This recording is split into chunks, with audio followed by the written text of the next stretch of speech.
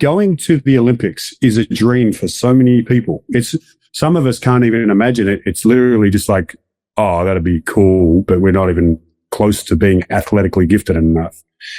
For you, though, the dream, as I understand it, it wasn't like something you were dreaming about when you were 5. It came to you late, right? Like, how do you end up representing your country at the Olympics in Rio? Yeah. So, sports were always, I think, a way for my dad and I to communicate with each other. And after my mom passed away, I lost her to suicide by suicide, I think is the right way to say it.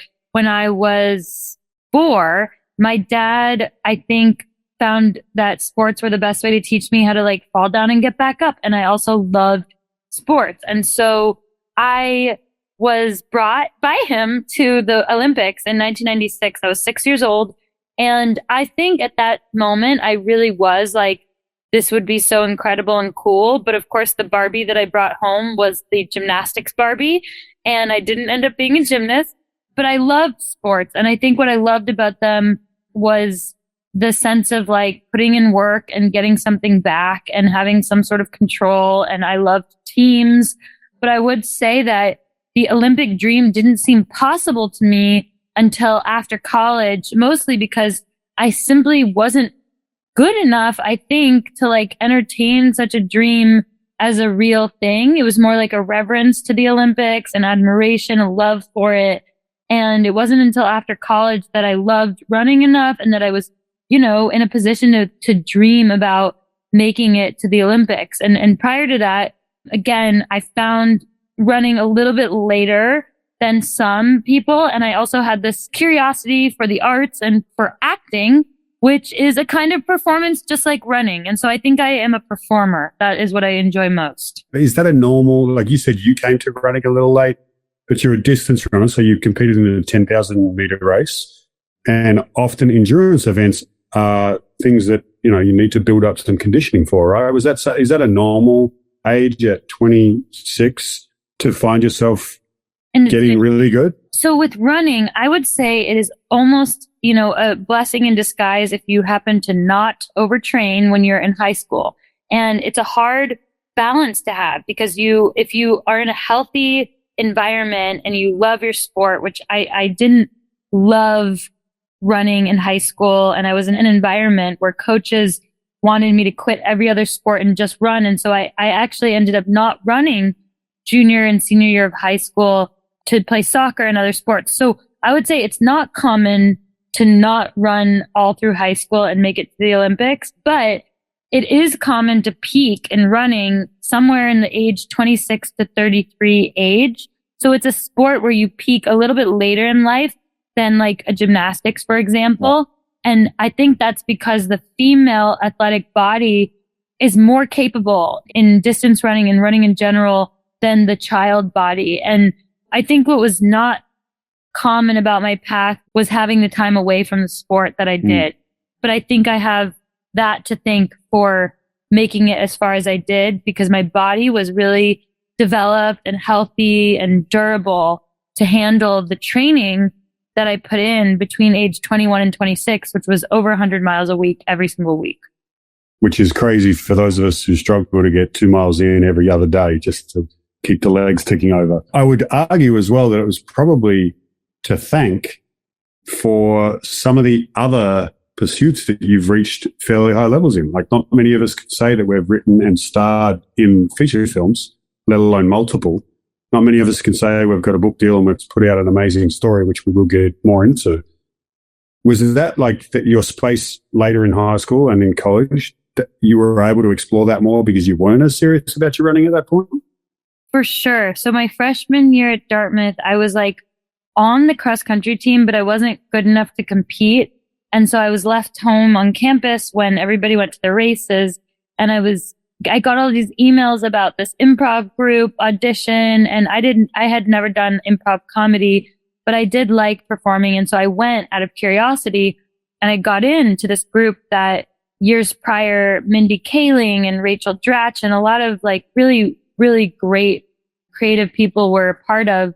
And I think that those two pursuits really balanced each other out because, I mean, they were both like crafts crafts that I wanted to get better at, and everybody in the worlds that I was in wanted to be better, but they also were so refreshing to one another. You know, like you stay very grounded and down to earth in a comedy improv environment. And I also would have probably never met my husband, who's my creative partner, if I hadn't been out at a party one night instead of at a race my freshman year. Well, that's a very cool story. So there's a lot to thank for then, that it came slowly and developed slowly. So you made it to Rio. You set a national record. So you're a Greek American. Is that the right way to say that? American. Yep, exactly. You're perfect. Right.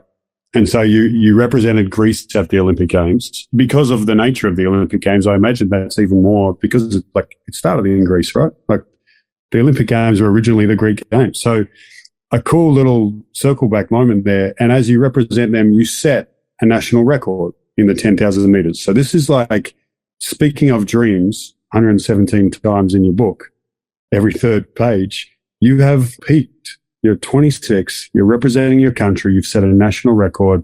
You've achieved the dream of dreams. And then things start to turn a little bit, right? And this is where your story, not that it's not interesting up to that point, that's incredibly interesting already. But that's almost scene one or act one of the hero's journey. And all of a sudden things start to go into darker places for you. Without playing too much on the words, going from a dream to a nightmare in some ways is what happened for you next. Can you share what that experience was like? Yes. So taking a step back from the Olympics, I think that my understanding of mental health, my understanding of what had happened to my mom was really limited and challenging, because when she died by suicide, I thought the narrative that I was told was that she was just so sick that she had to go and she was unhelpable. And what that meant to me as a child was that I better not ever be anything like her, because I don't want to be unhelpable and I don't want to have to go. And so I spent so much of my life chasing these outward facing accomplishments to simply tick the boxes for myself that I was successful and happy and okay, because I didn't want to die. And I didn't understand how someone could go from being okay to being not okay, and to being not okay in a way that was unsolvable, which is just my understanding of her situation based on the narrative that I've heard and the narrative that I crafted. And so when I got to the Olympics, which is a peak that nobody prepares, I think, for the moment after, because if you did, you might not get there in the first place. I panicked a little bit because I wanted to know, well, first of all, I think I thought that I would feel this thing that you expect to feel at a peak, where you feel complete. And you do. You feel incredible. It's a dream come true. But you can never solve an internal problem with an external solution. So there always will be, if you're chasing, running away from a trauma or whatever it was that I was doing, there's always going to be that feeling of like incompletion, because it's not a really viable solution. And when I was done with the Olympics, I felt like I was at this cliff and needed to know what was next. And I needed to know yesterday. And I didn't know. And there was a series of changes that I made in my life in the course of a month, from moving to changing coaches to changing events up to the marathon to I was going through sponsor negotiations. There was a lot of stress, and it felt like a big cliff, really. And I didn't navigate it very well, because any feelings of anxiety that I was having, which were tremendous, I pushed away because I associated those as indications that I was behaving like my mother or being like her, which I didn't want to be. And so I kind of rejected any kind of post-Olympic depression as a possibility for me, and therefore made it even worse. And it wasn't until my dad, months into this episode, saw through the phone, really, that I was not okay and made me get help, that I got help and understood that I was sick or I was mentally injured, and that my doctor was like, it's just like a physical injury where you can fall down and scrape your knee, and your brain can have a scrape on it too. And it can heal, but it's going to take a long time. And that was really the epiphanal moment in my life where I realized that it was an injury, and that I could be okay again. But I didn't grow up understanding that these injuries were injuries. And I didn't understand that if they ever happened, that I would be okay.